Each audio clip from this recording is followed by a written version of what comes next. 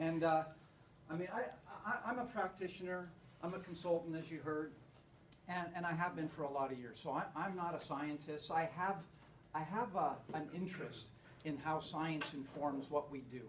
And I think it's an incredibly important base of knowledge to guide what we do day to day, because if we don't use that knowledge, we're operating on whim, on intuition, on hearsay, on opinion, and that can go in a million different directions.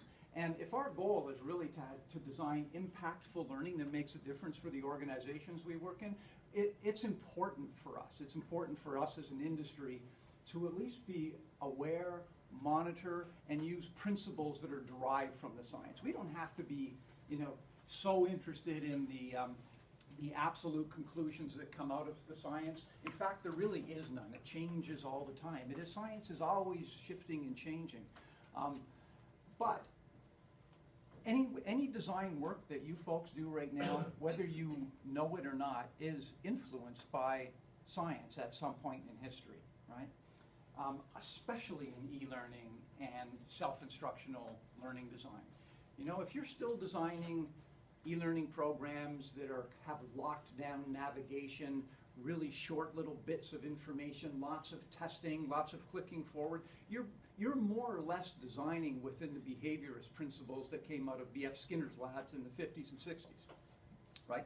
And there's a lot of that that's still out there. Now, you might not be aware of that or the detail of that, but that's what's going on. So if we're to move forward, and I'm not saying that those behavioral principles are wrong, there just may be some new things that we've learned since then. And so I just want to share with you, in 40 minutes or less, this is just going to be a surface scan. Anybody who's taken a psychology class, it's not much deeper than that. But I'm just going to share with you what I think are important principles that should drive the way we look at e-learning now. And my own interests are I came out of this psychology background, but there's a whole lot of research from sociology and anthropology and organizational studies that are influencing the trend to social and informal learning as well, right? But I think they can be merged. I make a marginal attempt to do so here today, but anyway, that's what I'm going to talk about, and thank you for being here. I appreciate it. Oh, there's a drinking game for you. How many times am I going to trip over that thing before the end of the session? So this is what I'm going to talk about. I just want to talk a little bit of a definition of what evidence-based learning design is, right? I'm going to talk then just about how we learn, to just revisit your Psychology 101 class with a slight little twist. And then I've just got a few principles. I may or may not get through all of them, but I have some principles that are derived from various scientific studies in learning on gaining attention, how to present information in a way that people can actually absorb and use it, how to design meaningful practice, which in my perspective of things, as this is all evolving, I think we are more in the business of designing practice and exercises than we are in designing information. Information is everywhere. We really need to help people learn how to use that information. Some comments on some science associated with social and informal approaches to learning. A little bit on learning inside organizations, what works in organizations as opposed to the psychology lab at your local university, and then just a couple of myths that some of the science recently has been busting. The cherished approaches to learning. Anybody who's still, well, I'll get back to it. So just to start with this approach to evidence-based learning, I thought it was an appropriate topic for this conference because you all work, I'm assuming, in hospitals or at least in healthcare in some form or other, and evidence-based medicine is critical in your industry, right? You're, sorry, go ahead. Sorry, would that be okay if I take photos of some of your Absolutely, yeah. In fact, I'll make the slide set available either through SlideShare.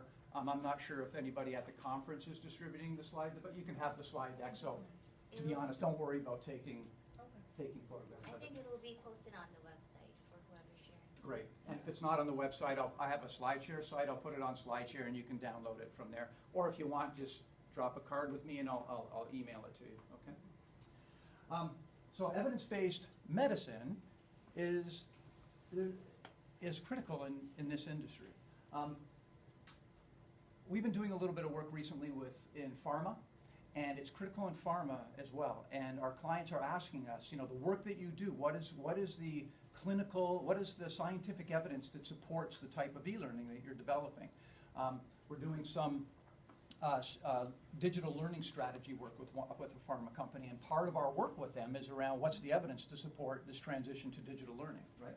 So I know it's important, and I did a little bit of work on it, and I was pleasantly surprised to hear that it's really not just relevant scientific evidence that's driving evidence-based medicine.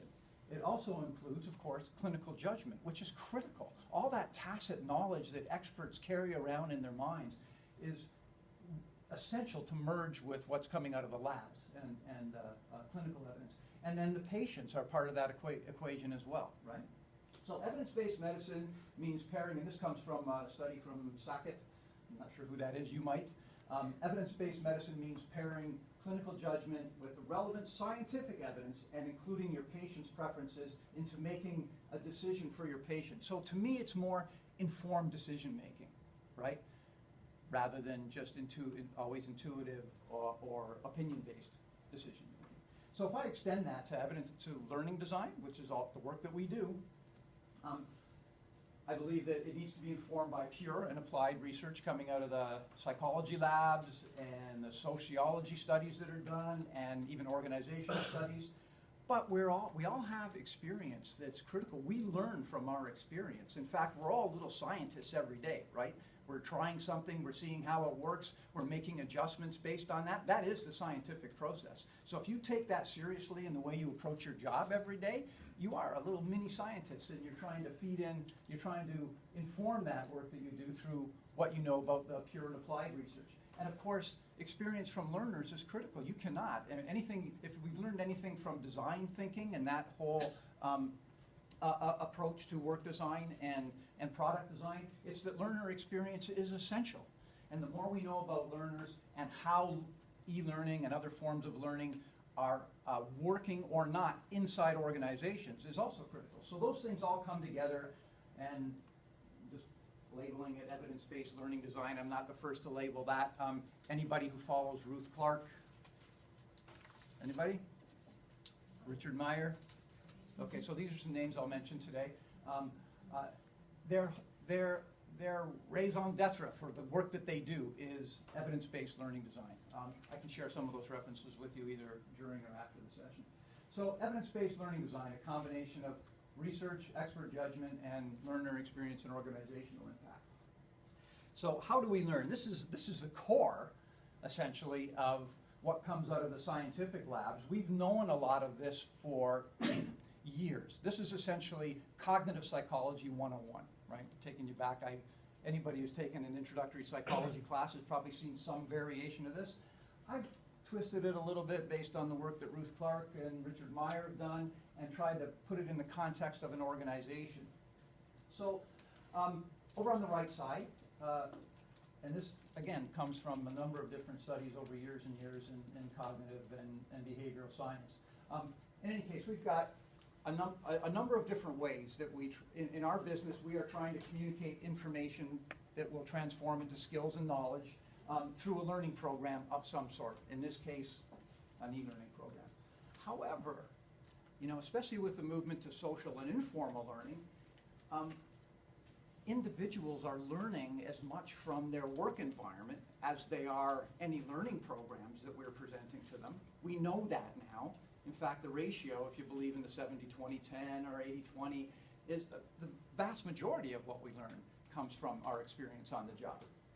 It doesn't mean how we process that information is any different. We all have the same brains inside our head, and they have all evolved in the same way to process information that comes in. So that information is either coming from a learning program, this is how you do it, and I'm going to teach you how to do it, or it's coming from the work environment, documents, talking to people, watching other people do their work. That's all information. Wish I had a pointer on this, I don't.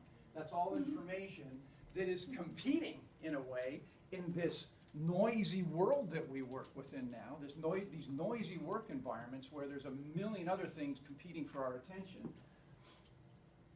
these things, we need as designers to figure out ways to capture the attention of our learners. So that's an important thing. I'm going to talk a little bit, some principles there. Once you've got the attention of your learners, that information, whatever it happens to be, rattles around in short-term memory. And we are very limited in the capacity of our short-term memory, right? You've probably heard all the little snippets of popular data out there, like 7 plus or minus 2 chunks of information. We forget very easily unless we rehearse and something happens to that information so that we can connect it to our prior knowledge and process it into long-term memory. So there's mechanisms that we can influence as designers that help us get it into long-term memory. And then as learners, there's a constant back and forth between long-term memory and short-term memory. So that retrieval and encoding process is an ongoing thing all the time.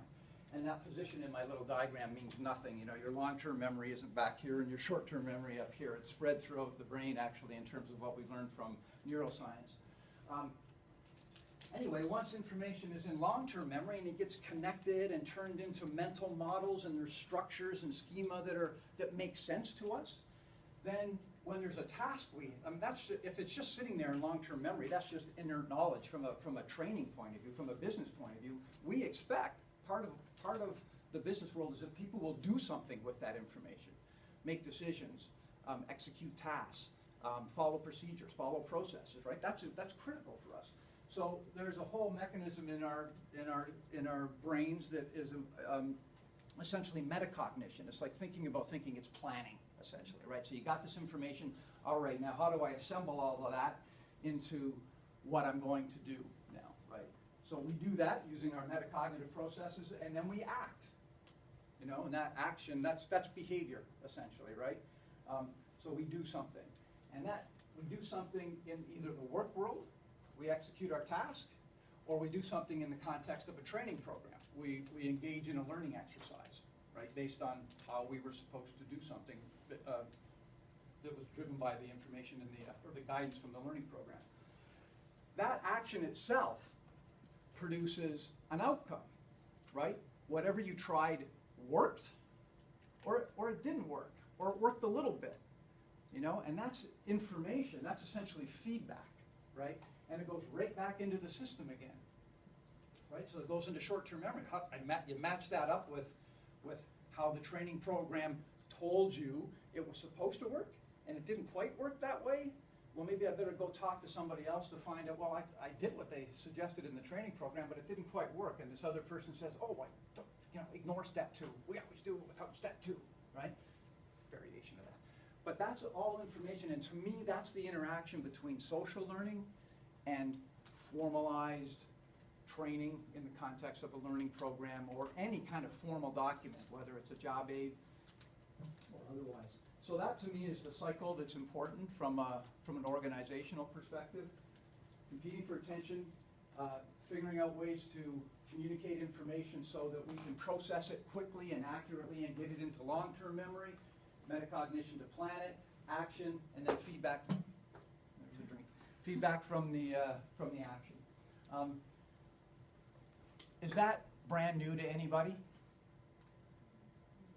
Is the little, I was hoping that the little organizational, social, and connection to learning programs added a little bit to that basic Psychology 101 information. That's a model that I'm trying to work with as I'm trying to incorporate social and informal learning and not it just be based on the opinions that are out there in the websphere. So anyway, also just to kind of reinforce this idea of we learn as much outside the classroom as we do. This is a very good book. I'm not sure if anybody's seen it. It's called Brain Rules. It's got a lot. It's got 10 or 12, I think, principles derived from recent neuroscience research. And a number of them have to do with memory and learning. And one of the quotes from it, which I thought was great, if you wanted to create an education environment that was directly opposed to what the brain was good at doing, what we're hardwired to do well, you would probably design something like a classroom, right? So our classroom designs, our classroom environments are an artifact of history and economics more than they are really to do anything with how people learn. You know, we needed people to learn a lot really quickly. And it's good that it's not, it's efficient it's efficient from training a lot of people quickly, but it's not efficient from a learning perspective. And technology can change that design a little bit now, including e-learning, right? Anyway, very good book on the neuroscience of learning. Not all of it is about the neuroscience of learning, but a good chunk of it is. Okay, so let's move on. I'm going to talk a little bit about attention, right? We've learned a lot about, and it's really important these days because work is complex and there's a lot of competition for the attention of what we call the learner, and only we call the learner, right? There's a lot of competition, though, for the attention of that employee across the board. So how do we as learners grab it? Well, a lot of research from neuroscience is pointing to the impact of novelty. We are novelty-seeking beings, right? So there's just a couple of recent studies on novelty from Science Daily, which is it's basically a website, but very, very useful for up-to-date information. They have different categories on recent psychological research and neuroscience research. Anyway, pure novelty spurs the brain. Novel environments spark exploration and learning, and they motivate us towards an environment where in the search for reward rather than being a reward in itself, right? So searching for what the reward is in this new environment is what motivates us. Another article sort of related to that was around the role of dopamine in motivation and learning. So this idea of seeking novelty, and we're all hardwired to do it. We get used to our environments, but then as soon as something new comes up, boom, we get these little squirts of dopamine, right? When dopamine is released, it's a signal to the brain that now is the time to start learning about what's going on, probably for survival's sake, right, in terms of the evolution of our brains. So, what's that mean from a learning design perspective? Well, if novelty is all about unusual, unfamiliar, fresh, imaginative, strange, different, untried kinds of things, what can we do to grab that limited attention of our learners? What do you do in your learning programs? Anything. What do you do to kick off a learning program or to maintain engagement throughout? Ask questions. Ask questions. Okay. Anybody else? Tell a story. Tell a story. Anybody else? Emotional connection some way. Emotional connection. Make an emotional connection. I'll come back to that one. Anybody else? Don't use templates. Templates? We don't use consistent visual design. Oh, perfect. Okay, so consistency in Throw in design. some surprise, change a slide, change something. Change something so that there's just, oh, what's that? Anesthetize rather Right. than using. Anybody else? Ask for feedback from the learner, not just one way. Right, not just presenting information, get them engaged. Okay, anybody else?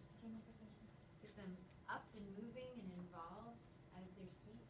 Yeah, that's interesting. There's a lot of work being done in that right now, mostly in sort of the classroom space a little bit. Then the e-learning space, you can tell them to get up and run around and come back to the computer, but yeah.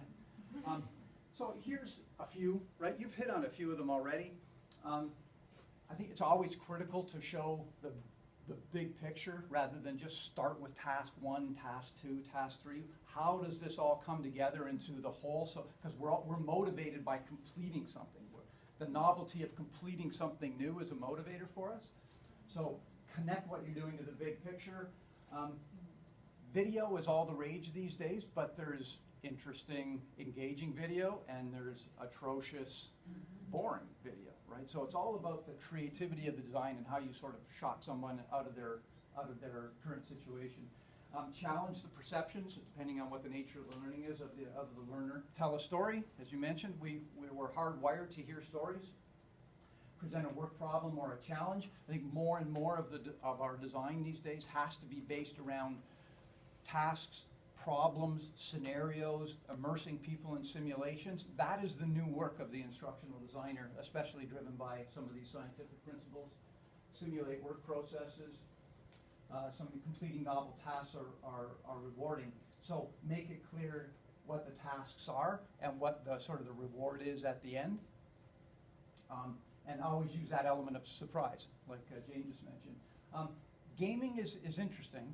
I mean, gaming, it does the types of things that we talked about. I think that's why gaming is so motivational, right? When it's done well, right? But we're, as instructional designers, we're competing with a gaming industry in a way that is larger and has bigger budgets than Hollywood, right? So what we choose to design as games might not be that novel. And to be honest, it might be very disappointing to somebody who's going to play a game that we might design. So it has to be based on really sound game mechanics. So creating a game is not something to take lightly from a learning perspective. Anyway, those are just some. The idea is novelty. That's the core takeaway. You know, how do you create a novel situation and maintain those novel situations throughout the program? So moving on to, you know, in that diagram over into short-term memory, right? So anything that's coming into a human being is kind of entering that short-term memory cycle as its first stop along the way, right? And that transition from short-term memory to long-term memory is essentially connecting the dots. It's turning random ideas and thoughts into a connected mental model, or a schemata is another word, or structures. Stored and structured knowledge is what long-term memory is. There's a whole bunch of work around how to efficiently present information so that people absorb it well and not get distracted by extraneous, irrelevant information that can get in the way with a bad design, okay? That's why it's important to us. That whole area is called cognitive load. It's the idea of like what's coming in and is what's coming in useful for you to process. And there's three general areas. How do you reduce unnecessary processing? Because a lot of our e-learning contains a lot of approaches and content and design approaches that distract rather than help process information.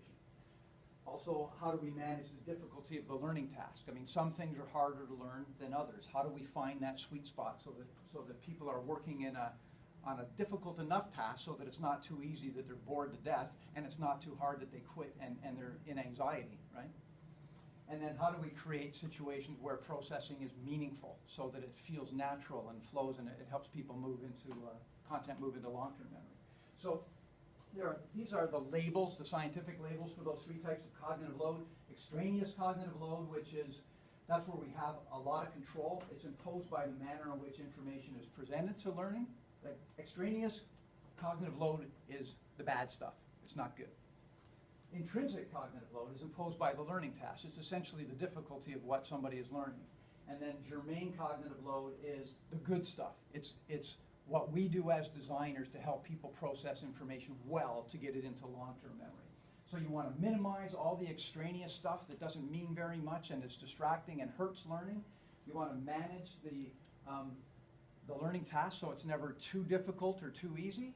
And then you want to maximize the processing of information so to help people get it into long-term memory, which is essentially how quickly and efficiently can you connect it to existing knowledge, prior knowledge, right? Prior knowledge is critical. Like how do you activate what people already know and then connect the new information to what people already know? That's why awareness of the learner, where they are, what they know now, like learner needs assessment is kind of a critical and underused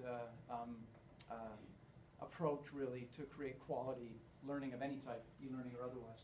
So just talk a little bit about that. The person who's done tons of work in how to reduce extraneous cognitive load is Richard Meier, Richard Clark. Ruth Clark has summarized a lot of that. I can get there's just one reference there. There's a number of references if you search for him. He's got a wonderful book on, I can't remember the title of it. Jane might know. It's the Principles of Multimedia Learning.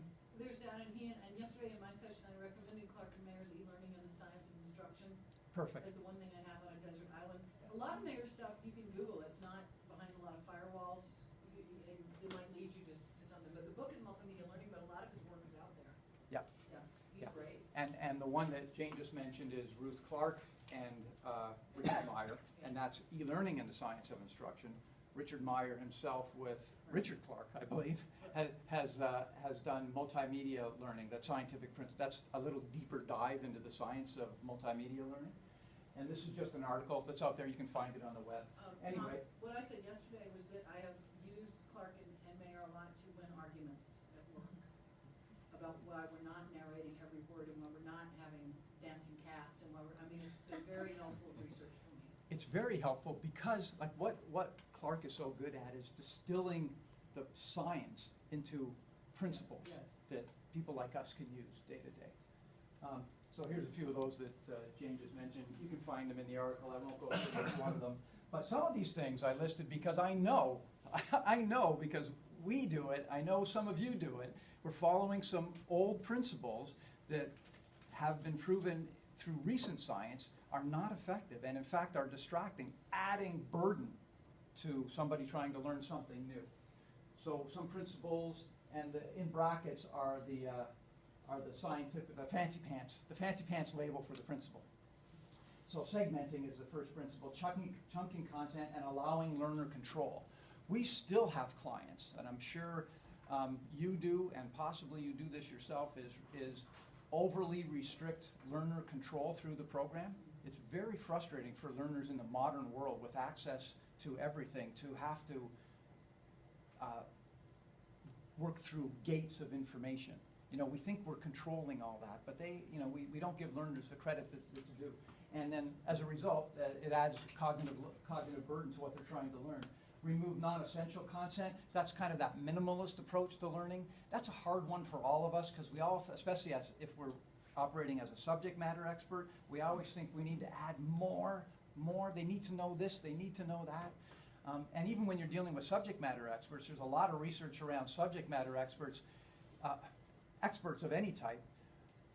They are experts, but they don't really know why they're experts. If you ask an expert to explain what they do, it's very often different than when you watch them do something, right? So they're not really articulate. It's all tacit knowledge. They're not really articulate at what they're doing. So what you're capturing through that process, if you just take their word for it, is maybe a process that they think is accurate, but it's not really what they're doing as experts.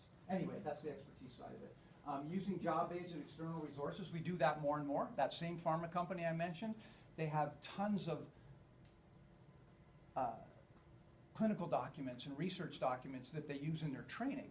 But there's tons of information in there that, let's say, a sales rep doesn't really need to know, but they don't want to distill all that down into the raw content for an e-learning program. So they're using them as external aids. But the next principle, which is the signaling principle, is we as instructional designers need to highlight key concepts and information so they're not distracted by what's not relevant, right? So a couple of things that Jane just mentioned. We use audio and text really bizarrely, I think, still. I mean, you can, any current program, possibly you've designed them, I know we have from time to time, sometimes because the customer demands it, is still in that old model of present text on the screen and the narration is simply reading the text. That is a very common approach. It's still a common approach, and it's one of the worst. One of the principles of how we encode information is that information comes in through the visual channel and information comes in through the audio channel. You hear things, right? And if those things are happening at the same time, like some of you might have experienced it when you're listening to an English language audio captioned television show, your brain is kind of jumping back and forth between reading and trying to understand the information.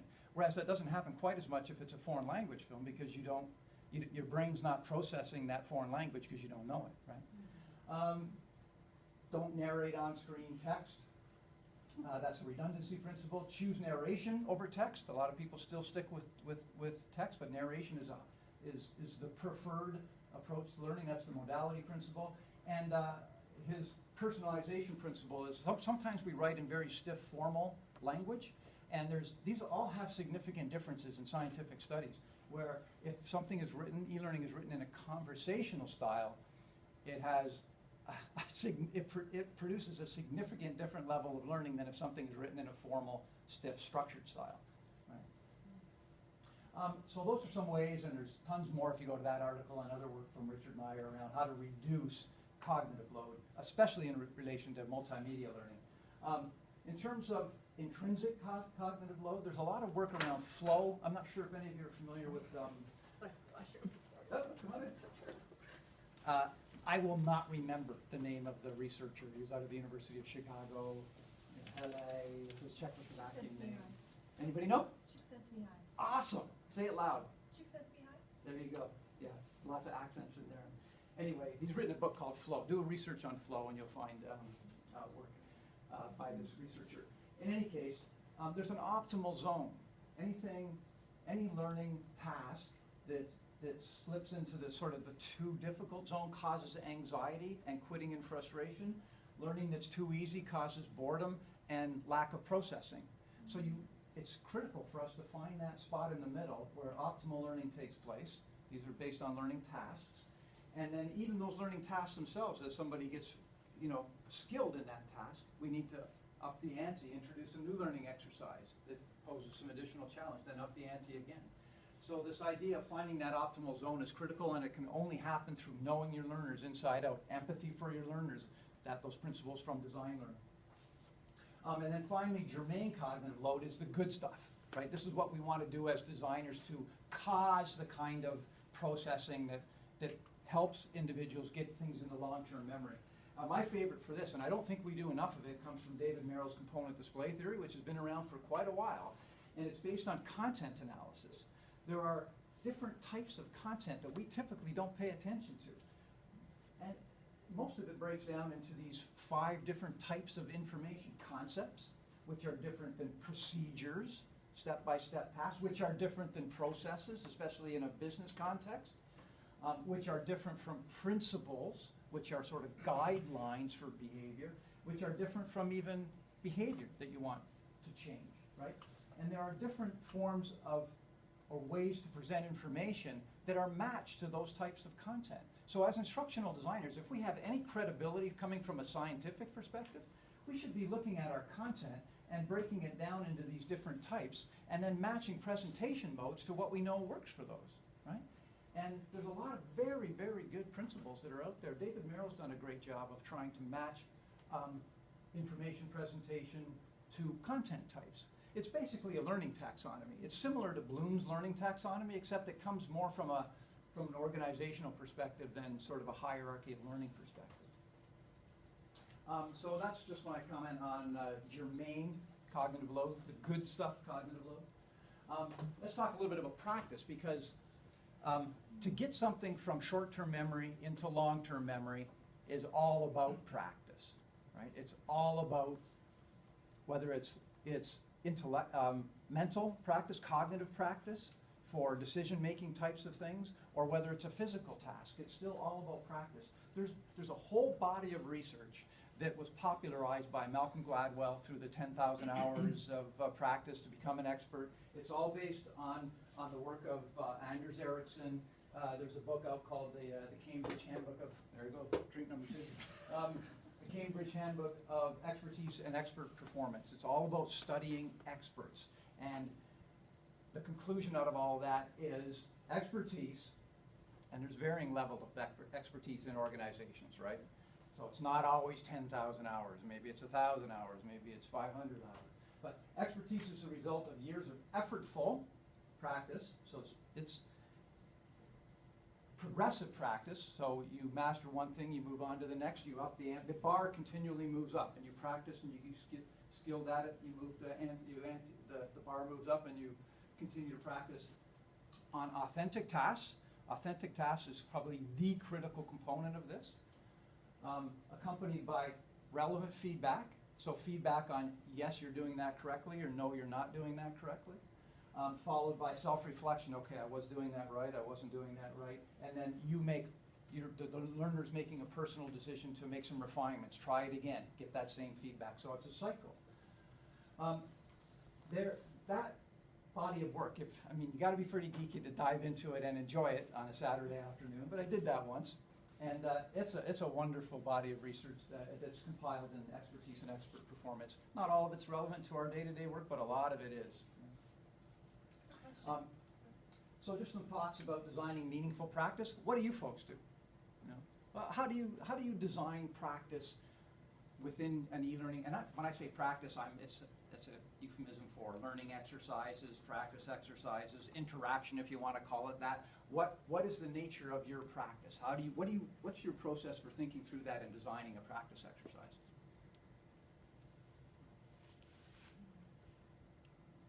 Brainstorming. Anybody? Do you design practice exercises? Please say yes. Yeah. Good. Second? I think it's really important to remember always that e-learning is kind of like a movie that's going on in people's minds when they're interacting with the object. And so, like a film or anything that's artwork that's in time, you have to have an overall arching template kind of flow, so that you're not just chunking through space or there's a drag point, so that you have some kind of like way to get into it, way to get immersed in it, way to debrief from it. Okay, I think I know what you're saying. So the idea is, practice is sort of always there in the flow of the program, maybe? Yeah, so So it's not just something that happens at the end of the program, it's something that it's throughout?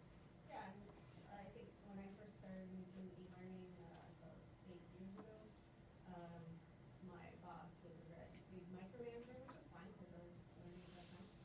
And she would keep saying, put another interaction, put in another interaction.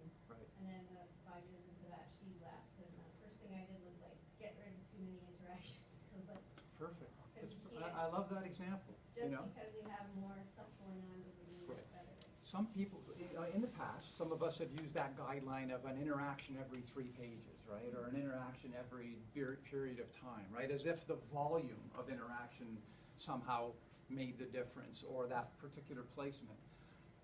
Interaction, when it's done poorly, actually adds cognitive load, right? It distracts people, it pisses people off sometimes, depending on how well it's done, right? So, there was a comment here. So we work for University Health Network, and our department trains clinical application training for clinical folks. So ours is it's task-based, so we'll develop, let's say for physician e-learning, we'll develop a module on how to order medications. And then after that, we do a lot of simulation. So simulating the actual application, then we'll tell them, okay, now it's your turn. You need to order whatever medication that is. So it's a lot of that application. I believe what you just said is the future of e-learning design, right? It's kind of the present, but I think that building practice around authentic tasks, whatever we call that, whether that's, scenario-based learning, task-based learning, problem-based learning, all of those approaches are founded in the same thing, grounding the practice in what people really have to do, right? Absolutely, yeah. So, anybody else? Yeah. For me, it's engaging the right stakeholders so that my learning can resonate with the audience, asking the right questions to get to the root cause of whatever problem we have, Right. so that we're actually delivering content that's relevant. Okay, so when you say your stakeholders, you mean like your subject matter experts or people who are, Yeah, it also is too as well, making sure that my reviewers and that, if I have it going up to PSWs, but also to nurses and Right. OT and PT, I want to make sure that whatever I'm designing is going to work for all of them. yeah, okay. All right, and I would hope that in the process of doing that, you're learning more about the work environment yourself as a designer through that, so that you can get to the point of designing something that's authentic. Right. Right. So that's what I mean by authentic. Here's some of the practices that are emerging out of this research around deliberate practice. Authentic tasks and context. Learning something and getting it into. We learn things in context, and context is kind of what's going on in your world at that when you have to execute a task, as opposed to taking somebody out of the job, training them in some perfect, ideal scenario, putting them back in the job when all that noise is there again, right? It's training within the noise is a good thing, right? And that's what you can try to mimic in some of the scenarios. But authentic tasks and context. So tasks, scenario simulations, that's a good thing for learning. Learning from mistakes, we talk about how important it is to learn from mistakes, but it's also true that we can learn mistakes, if you know what I mean. So, and the way to avoid learning mistakes or learning the wrong way to do something is through excellent explanatory feedback. So often in our e-learning programs, our feedback is just, it's based on what the features of the rapid tool that we happen to be using are, right? So it's correct, move on, or, good job or some hands clapping or something ridiculous that almost insults learners, right? Explanatory feedback is where the meat is, right? It's, you didn't answer that question quite right, and here's why. And that here's why could be almost a lesson in itself, right? Worked examples. Richard Clark has done a lot of work again around the value of worked examples, almost in replacement for certain practice. We really like, our brains really like when we see examples of how something should be done, because that forms a model for then what we try to, when we actually do it. So it's this idea of not just an example, but working through a problem. Here's how you would do it, step one, step two, then you would do this, then you would do that, and show what the result of that is. Right? Scaffolding, anybody heard that term? That was similar, I think, to what somebody just mentioned. You present a task or a problem, and somebody has to solve that problem, but they get loads of support, right, in that first try. Second try, a little bit of the support is taken away. Third try, maybe on a different task, even more of the support is taken away.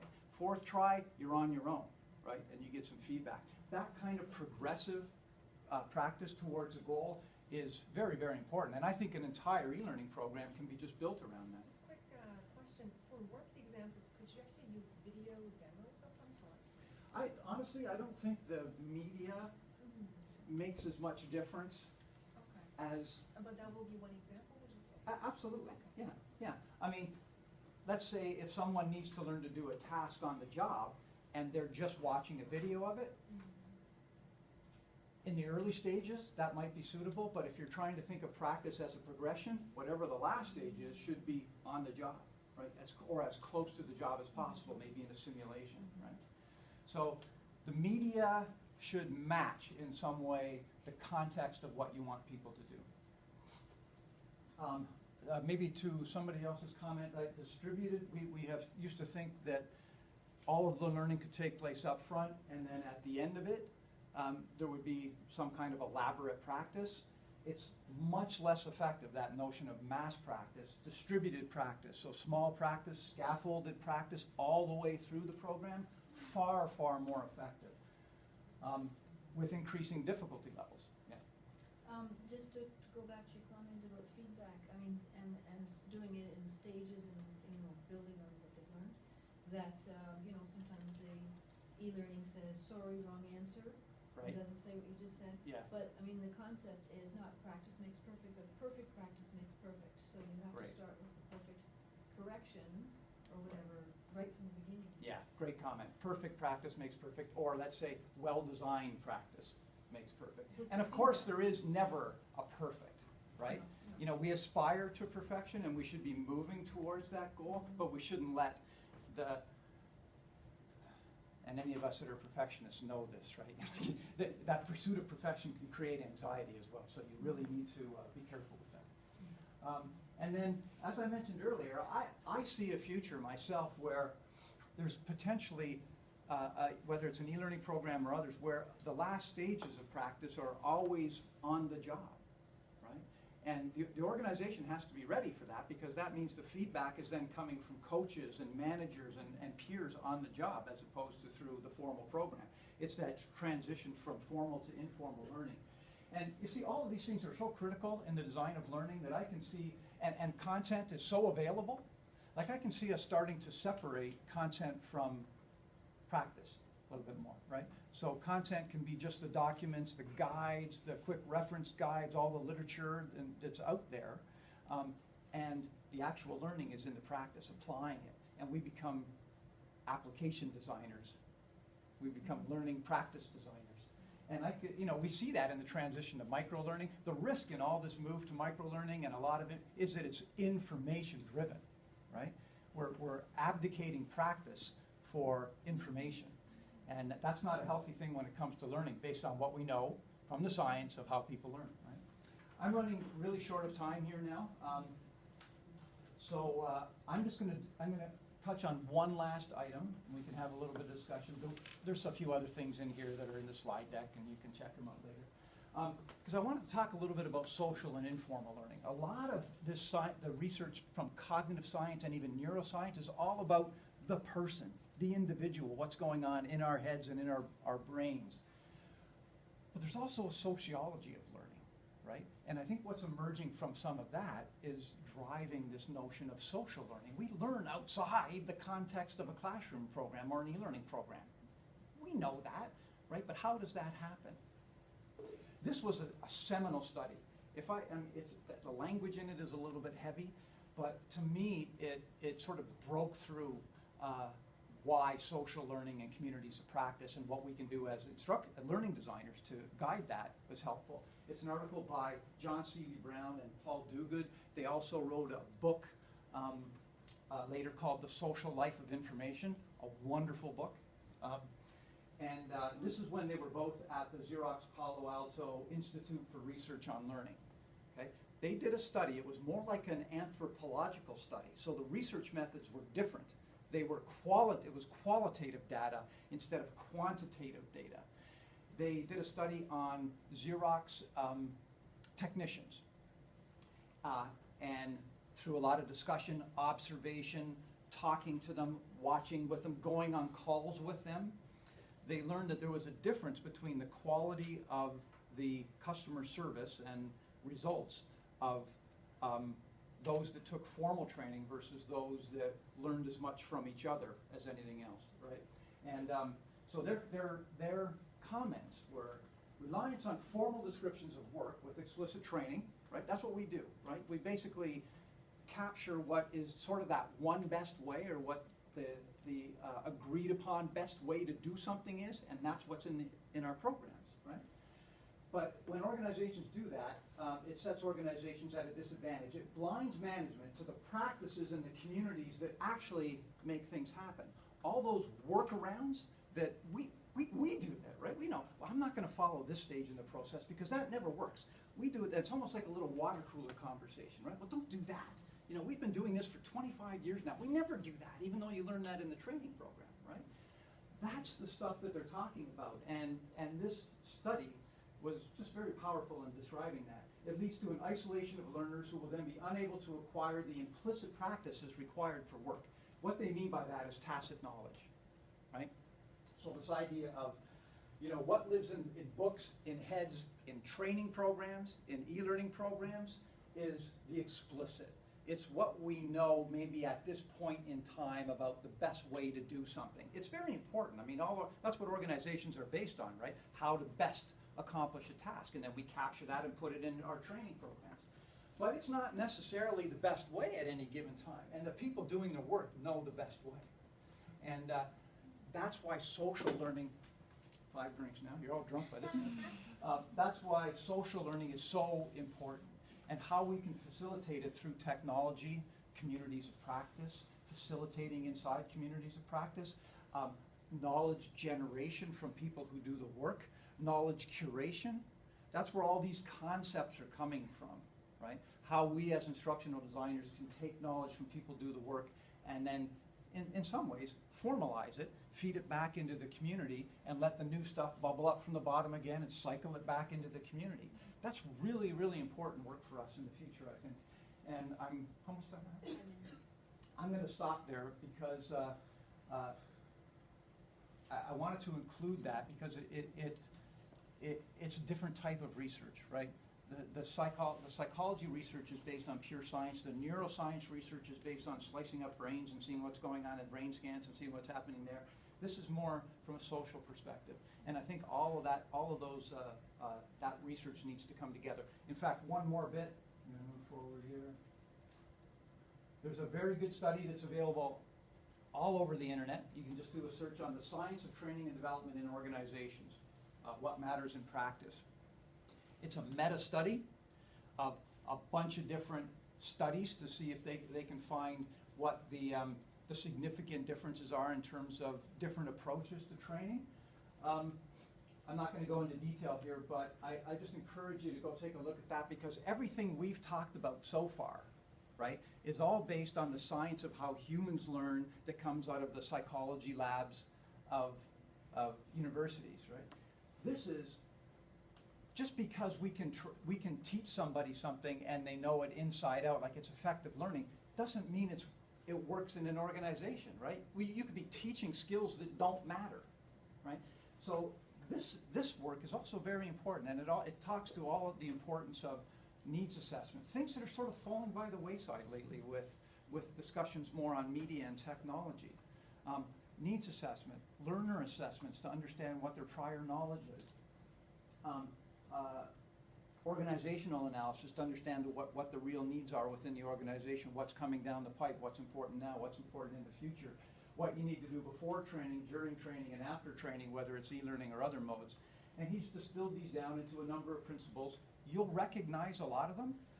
It just kind of, for me, it kind of feeds the, well, just because something's listed as a principle or a good idea, where is the science behind that? And this paper does a really great job of that. So that bottom circle that I mentioned around learner knowledge and what works in organizations, this is a great source for that. And I will stop there because I know I'm running out of time. Too bad you're not going to get to hear about how learning styles have been completely debunked, but that's all you need to know. Forget about learning styles. They don't exist. Amen. And do you have an article to go with that? Because I've heard about this. I do. That's the article right there. There's a few of them. That's a really good one right there. It's in Psychological Science in the Public Interest. Again, a meta-study by a group of authors. It's called Learning Styles, Concepts, and Evidence. If you'd like, what I was planning on doing, and I didn't get around to it, I was going to develop a list of the references associated with what I talked about today, and then some. I can do that. I want to do it anyway. I'll attach it to the last slide in here. But if you'd like that in addition or separate, just send me an email. I usually have a slide with my email. It's Tom Graham, TOMGRAM, @globalknowledge.com. In fact, if you want to do that, I'll send you the deck and I'll send you that list of references as well. The learning style stuff is very important because it's been a cherished belief in some, well, in the end, it ended up being a belief. It's a belief system that kind of got blown out of the water by the research that's been done on it. As well as, while we're talking about it, millennials. There's a whole bunch of nonsense about millennials that's out there right now, especially from a learning point of view. There's a guy in Canada, he runs a website called NetGen Skeptic. Go take a look at that. That's very interesting. And he did a study on digital learners compared to millennials compared to non-millennials in terms of their learning. The only two areas where he found any significant difference was a preference for sort of IM, texting kind of things, and always being connected. Everything else,